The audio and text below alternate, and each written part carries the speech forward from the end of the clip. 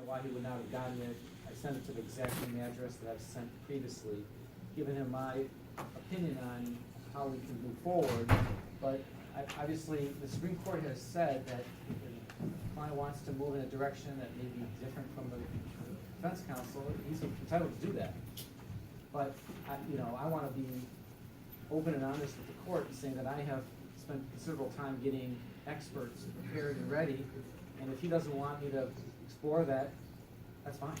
It's his decision. I gave him my personal and heartfelt opinions on it, and I think we have a very good chance of convincing the court that 40 years is sufficient but not greater than necessary. And I think there's very good mitigating arguments, and I think we would have very strong arguments about him. And I'm not sure I could do that as fully as I may be able without experts to help me. They're not going to be adverse to me. They help me get records. They help me put perspective. They add to my team. And he doesn't want me to do any of that. Completely fine. I think that Mr. Lewis has grown weary and he's grown frustrated, and I think, and I didn't mean to cut you off, Mr. Schulman, but I can understand how when the Michigan Department of Corrections had him moved, had his family outlining housing for him, had led him to believe that he was on his way to be released, and then there's all these other things that have caused him to feel discouraged and to feel as if I've made up my mind and that there's no possibility that he's going to get relief. I can see why he would have grown weary and frustrated, but I think that to abandon these proceedings is not in his best interest. And I appreciate your comments. And I believe also, I told him I do not want to abandon him. I want to see this through, and I want to give him the best chance of providing the court the most complete picture of him. And these experts just help me do that. And I know we maybe butt heads and his family as well with me, feeling that somehow I'm not either taking his direction or following his what. But at the same time, I want what I believe ultimately he wants. And I just feel to be effective, adding to a team and preparing, and I've been preparing for this. But he is the ultimate decider if that's how he wants to proceed. And I'm in a quandary because, I would tell him I do not want to quit on your case. I've been going to Coldwater, and I saw you in Macomb Correctional, and I've been invested. I'm a court-appointed attorney. My fees are very minimal, but I think he's worth the try. He's worth the consideration, and I know that he's been very disappointed by literally getting into the reentry program. It's like that carrot. It's not torture. It's torment. Saying, here, this is what you can't have because you're still in the system and you have to go through this process. So my comments were that I recognize the frustration, and I just told him that this is a very good opportunity. It's a limited opportunity, and I wrote a long letter. I spent a Sunday writing it, saying, there are people who think that I'm maybe working not in your best interest, but believe me, I only consider what is in your best interest, even if it means telling you something you may not like me to say, and I'm willing to go the distance. If he wants to take it in a different direction, I'll just stand by and do what I can. If he wants another lawyer, if he wants to withdraw, I don't know what direction we're taking. No, that's not happening, because that's part of the problem. Part of the problem why we haven't made progress is that there's been a constant change in lawyers. And part of the reasons that the lawyers keep changing is that things happen.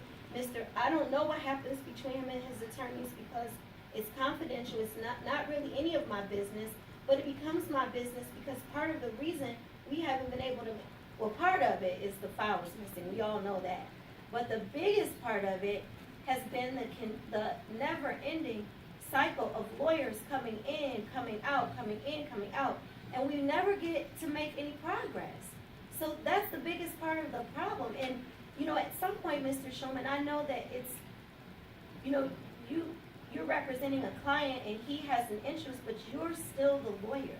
You're still the one, and Mr. Lewis, says that he's been practicing law for over 40 years, and to some extent he has been because he's had to fight for himself in a lot of things, but the reality is he lacks the formal training and he lacks the expertise that you have, and I just really don't think that it's in Mr. Lewis's best interest, even though he thinks it is, to abandon these proceedings. I think that what we need to do is continue to move forward with this process, and I think that, I don't know why, there was something that was, I looked back, my law clerk and I looked back through all the old pleadings after when Mr. Lewis was here last time. It indicated that I issued an opinion denying him, his sentence to a term of years. And that's really not exactly what happened. The motion may have been captioned in a certain way, which required my opinion to be captioned consistent with the way the motion was worded, but that's not what happened at all. I have not made up my mind. I have not decided that Mr. Lewis is not entitled to a term of years, which would allow him to be immediately released given the amount of time that he has served. And I feel very strongly that it is in Mr. Lewis's best interest to go forward with these proceedings because it's the only manner by which he can get the relief he's requested. And the experts that I have lined up who are ready, willing, and able and have been given a court order allowing them to participate will need Mr. Lewis to obviously participate as well. So it's not a good use of our county's money if he won't talk to them. Right, and I think it's, but again. Mr. Lewis can actually articulate the English language pretty good, and I know you can, Mr. Lewis, and you know, Mr. Lewis. At every hearing, I always give you a chance to be heard, and this hearing won't be any different. I always give you a chance to say what you want to say, and I promise you, I'm going to give you that chance today, okay? But just let us. Yes, ma'am. Let us do this part, and then you'll get your part, okay? Yes, ma'am. Yes, ma'am. I'm looking at you like you can see me. I know you can't see me, but I promise you, Mr. Lewis, you'll get a chance. Go ahead, Mr. Shulman. You were saying. I just want to note that I don't know if Mr. Lewis received the letter or not. Maybe he was thinking of a more recent letter, but I just wanted him to make sure that he considered my thoughts and my counsel and my continuing unfettered position that I will stand by him, articulate, advocate, and if I have a team with me, we will prepare it the best we can. And our position is, without any reservation, is going to request the court to give him a term of years. And I've gotten to know him both through his file, and through his person, and through his family, and those who stand by him. And I think it's going to be an argument that's going to have some validity. So to make it as strong as possible, those experts I can only add to the team, and his direction to go in a different, or his recommendation or his opinion or his statements to go in a different direction will certainly curtail that, limit me, and maybe ultimately limit the court in its consideration. All right, Mr. Lewis, what is it that you wanted to say, sir? Okay, first of all, let me say this. I have a deep love and appreciation for the legal system. May not agree with the decisions that you made, but I respect them nevertheless. I don't think it's prudent or wise for me to make a decision to ask the state to expend a lot of money to hire experts when I know that this case on appeal is going to be reversed.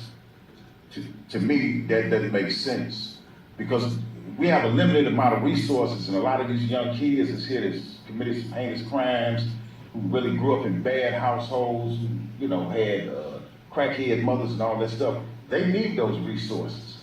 I see the Court of Appeals reversing this case for all the decisions that have been made by you on appeal. So my position is, if I'm wrong, I'll live with that. But I want to move forward and just get this over with. You know what I'm saying? I don't want to take up any more of Dawson's time. Dawson needs that time to deal with the other 40 or 50 guys that he got to contend with. I don't want to waste Shulman's time. I just want to get this over with. And you say that you haven't made up your mind, but it's my position that you pretty much have. So I'm already making steps to move forward to deal with what I got to deal with on appeal. So, Mr. Lewis, are you saying that if the experts come to meet with you, you're not going to cooperate with them? What would be the point of getting now? Let me clarify this by saying this respectfully. I've studied this, so if you really want to talk about experts, the experts that I would need to represent me would be a crime scene reconstruction. I would need a second chair attorney. I would need a psychologist. I would need a psychiatrist. You're not going to do any of that. You're not going to expend the resources to do that anyway. The experts that he's talking about getting are not the experts that I really need. I'm actually innocent. So I have a very unique situation that has to be addressed in a unique way. It has to be addressed in a unique way because First of all, you refuse to acknowledge the motion that he filed for actual innocence. So that means that you're not going to contend or deal with that. So that means that we have to set a foundation to deal with that on appeal, so that we can open the door for the little kids that's coming behind me that didn't have nothing to do with what they was locked up for, so that they'll be able to present those issues as well, you know. So the experts that he's talking about are really not the experts that I really need in this case. Your Honor. I'm gonna turn the camera back on before you start talking to the seat. Hold on. I'm going the wrong way. Trying to make it so he can see the action. It's hard with him, I think. Okay. Your Honor, Okay. I just want the court to be aware that the expert that we had lined up, his name's Gail Amalfitano, Amalfitano,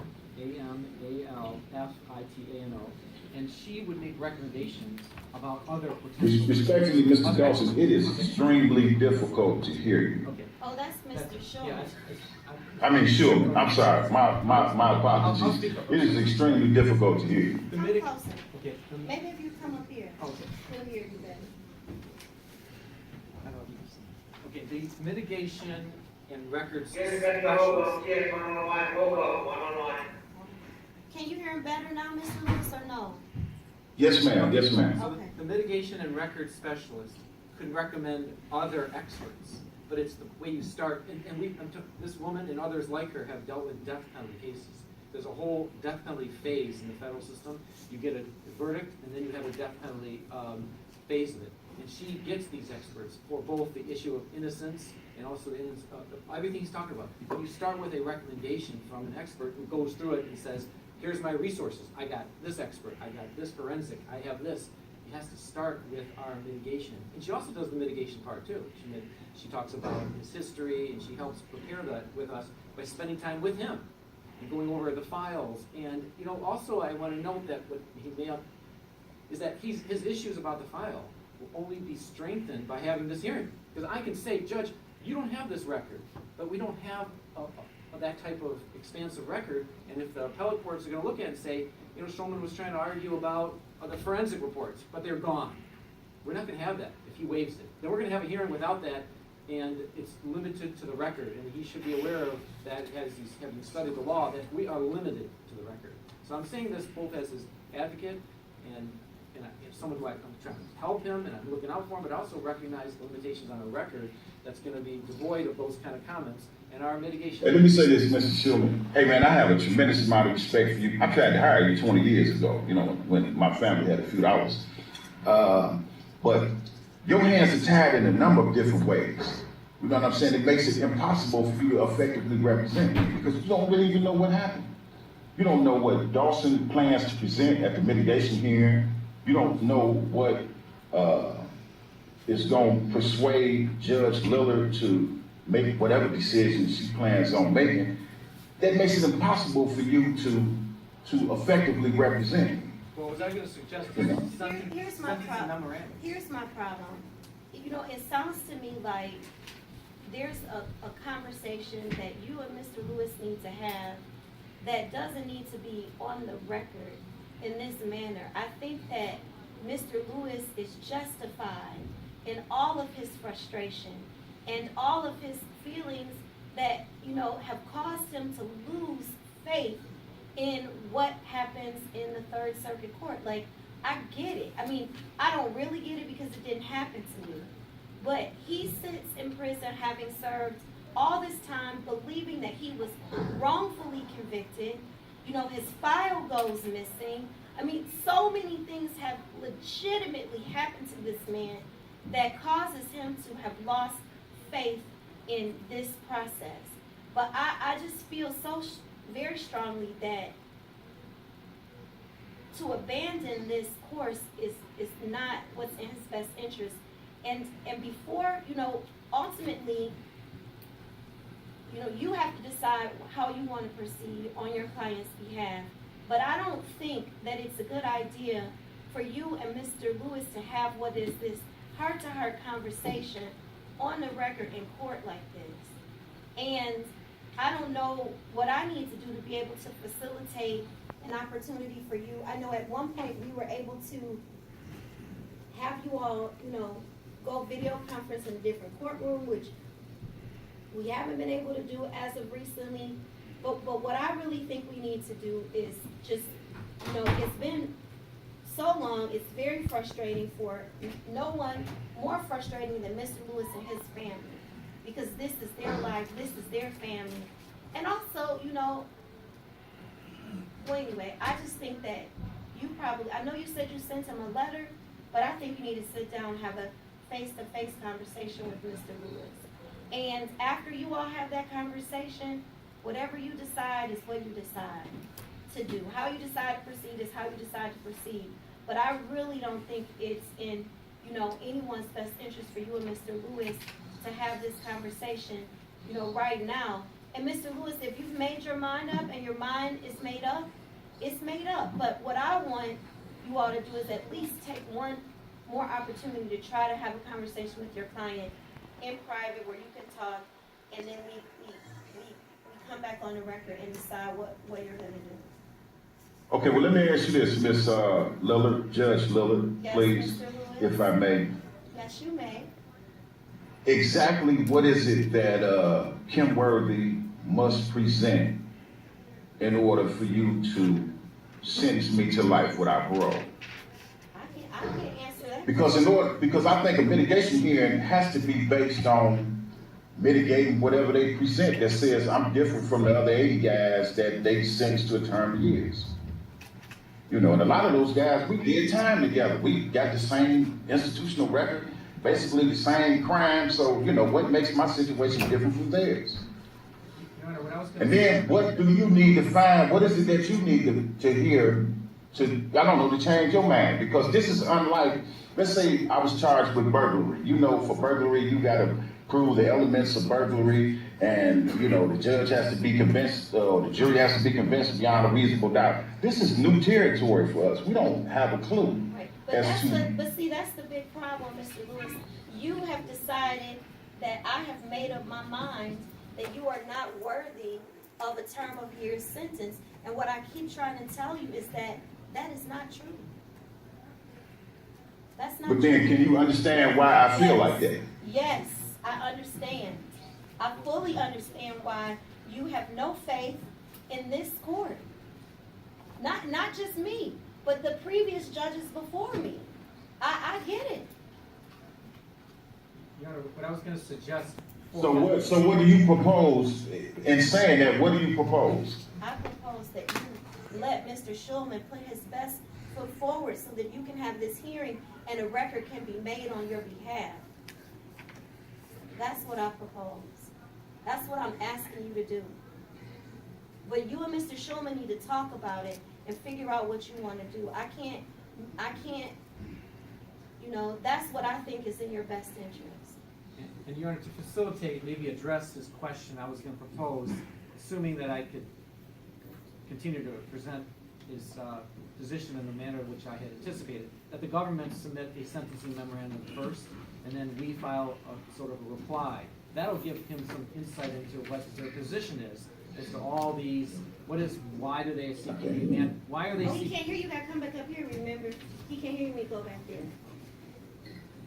Now, what I was going to suggest, and maybe it's premature today, but I was going to ask that the court, in a scheduling order, ask that the government provide their sentencing memorandum first. That will answer his questions. Why are they seeking the mandatory life? On what basis? And then we can respond to it, and then they may be able to file a reply. But I thought that might be a prudent way, but I'm not sure if we're there yet. And like the court said, that maybe before we get there, we try to figure out what the procedural issues will be in terms of how we're going to move forward. All right, so I think, I wonder if there's a way we can you all hold on just one second?